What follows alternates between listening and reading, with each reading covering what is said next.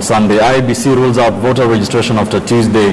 The Independent Electoral and Boundaries Commission will stop the continuous voter listing process on Tuesday, 14th of February, this coming Tuesday, as the deadline was locking out millions, possibly, of potential voters, despite some calls by the opposition, led by Raila Odinga, to extend that deadline to ensure more people are able to register as voters. Jared, let me take your view on this. We'll talk about the NASA, what next NASA, which way forward shortly. But what do you think about this stance by the IEBC to stick to those deadlines? Well, Ben, it is true that IEBC is walking a tightrope now in terms of timelines or timeliness for various activities that must be undertaken before we get to our next elections. Mass voter registration, this is the second time that we are seeing it after the 2013 elections. But we also have to remember that, registration for voter, or rather voter registration, should be an ongoing exercise up to 90 days before the general election. That is the law. Yes. And we do know that, in sub-county headquarters, this is an exercise that has been ongoing even before the mass voter registration took place. So we only hope that IEBC will firstly respect the rule, respect the law, respect the Political Parties Act together with the Elections Act, to allow this to continue, even if it is not about the mass registration, but at the sub-county levels until 90 days that is prescribed in law. We know that, parties must present names of their nominees. Parties must also forward their nomination rules to IEBC, and then they also have to conduct those nominations. The names must be gazetted of the aspirants. So there is a lot that is already in IEBC's plate that may perhaps deny them another opportunity to continue doing this civic duty of registration of persons. Are we likely, from where we stand, that which is very critical, are we likely to see some resistance from some political leaders, especially from NASA, who will be keen, or any other politicians who will be keen to show up their numbers out of the elections? Well, the IEBC has already stated that they do not have the capacity to continue doing so. Of course, NASA, through Honorable Kalonzo Musyoka, has come out clearly to ask for an extension of this deadline. But if that is not going to be possible, based on what therefore needs to happen, and one which is critical is cleaning the voters' register. We heard of 158,000 people who are double registered at that time. We don't know whether the numbers have gone up or those numbers have come down, or whether there are critical questions touching on the conduct of this exercise.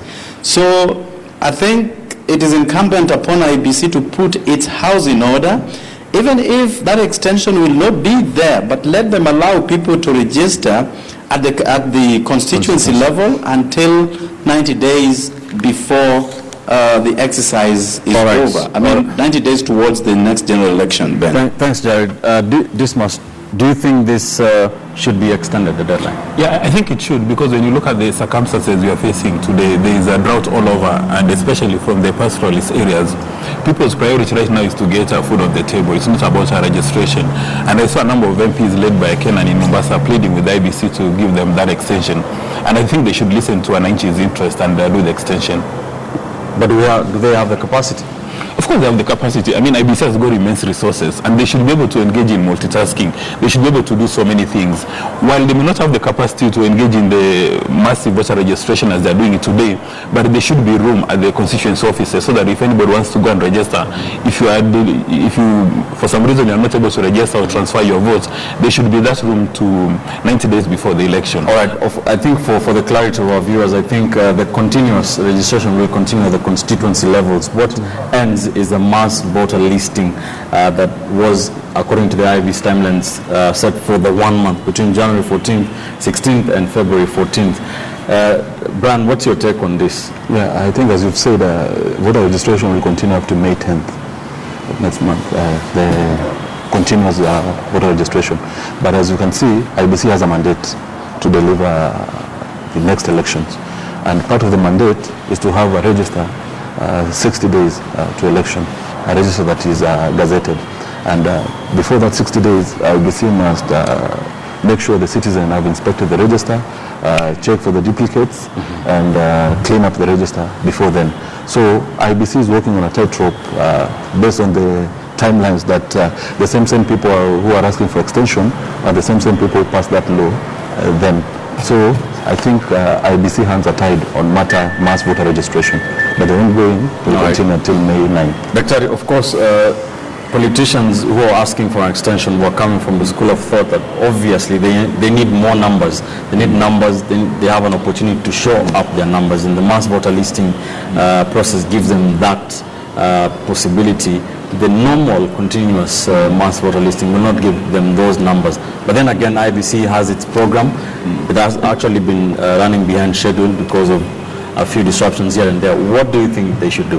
Yeah, so thank you, Ben. I think it's important for us to, the numbers are important, yes. Politicians need numbers for them to be able to get the right amount of votes for them to win seats or positions. However, the other point to the question is, are there Kenyans that are going to be disenfranchised, that are going to be denied the right for them to vote if the extension is not granted? And if you go to some of these places, But these Kenyans had 3 weeks to do that. They had, but there are a number of reasons. For example, you need an ID card for you to register as a voter. I personally know of several young Kenyans who are holding the waiting card.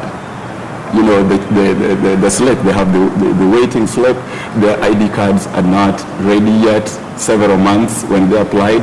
This thing is happening across several regions in this country. So those Kenyans who do not possess their ID card at the moment, who also want to register as voters, we are denying them the opportunity for them to exercise their democratic right to choose their next leaders. Right. So what I would recommend, and what I think should be done, is that yes, let's continue with the continuous or the ongoing voter listing happening at the sub-county level, the constituency level. That should definitely continue as provided for by the law.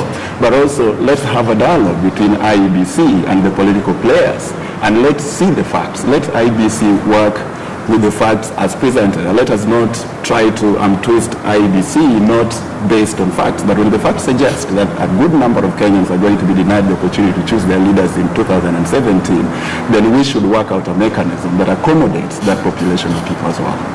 Prof, according to you, what are those reasons that would require the IEBC to extend the deadlines? The ID, is it one of them? Yes and no. Personally, I do not believe that IEBC should extend the deadline, because these politicians who are asking for extra time have had years to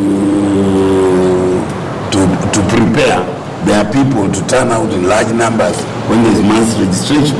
Now, what do they do in the preparation? Basically nothing. Now, you cannot turn around and blame IEBC for not giving you enough time when you have completely refused to make arrangements to facilitate mass registration. Now, to come back to your point, one of the challenges of our electoral system is the dual need for an ID and for a voter registration card. For me, the ID should be the same document, except that it should be configured in such a way that it also serves as a voter's card. This idea that somebody's carrying 2 documents, to me, is part of what has... But Prof, I don't think you need 2 documents. What you need is just an ID is needed for identification. You don't need that voter's slip to cast your ballot. I thought that's what I'm saying. You don't need the two documents. You just need one document, which is configured in such a way that is verifiable for purposes of voting and for purposes of plain identification. Now, when you go around the world, a lot of people, a lot of countries, particularly in the Western world, have one document, not 2 documents. But they need to register. Are you saying that a Kenyan, when they turn 18, when they get an ID card, they should be eligible to vote? To vote, yes. Even if they're not in the voter register? No. Once you enter the ID registration register, you spontaneously register as a voter. Once that happens, To what constituency? Yes, this must. But actually, I've had the occasion of speaking with a number of members of the National Assembly, because you remember my position on our current members is that both the Senate and the National Assembly has been invaded by mediocrity, impunity and corruption. They are not able to function. So I did pose a question to one of the members as to why, instead of spending so much resources in voter registration, can they just amend the relevant laws that are, if you are above the age of 18 and you've got a national card, then automatically you are a voter. Yeah. And the answer was shocking, because this member of the National Assembly from Jubilee said the number of fake IDs you have in Kenya today, that people who've got the Kenya national ID and are not Kenyans, there are so many. That if you pass that piece of legislation, then you're going to subject this thing to a lot of manipulation and stealing. That there's nobody in Kenya today who actually knows how many national cards have been issued. That's very shocking. So when they say that you produce your ID and then you get a voter's card, for them they think that's a strategy to minimize that kind of mischief. But again, when you go to IEBC and you give them the national card, they've got no way of verifying whether or not it's genuine or fake. They still give you registration. So I really think the current National Assembly and Senate have given us a raw deal. But taking a divergent view from Professor Tumbo, the primary mandate of registering voters in Kenya, it's IEBC. It's not politicians. Politicians came to mobilize voters because of that lacuna. There was a vacuum. So you cannot blame politicians today for the poor numbers. It's supposed to be IEBC to go out and register voters. And another key variable is Major General Kaisei, who is on record, and last week we played the clip, is given instructions to the former provincial administration in the Jubilee leaning areas that if somebody applies for an ID, within 3 days give him the ID. And there's a politician called Bon Kalwale whose daughter applied for an ID December 20th, and as we speak today, more than 3 days later, Kalwale's daughter doesn't have the voter's card. So there's some areas in Kenya which has been disenfranchised, not because of an act of God or nature, but because of Major General Kaiseri giving those instructions. Right. If you go to many court-leading areas and you even want to have a conversation with the local D or the local DC on voters registration, yes, they're very reluctant to talk to you.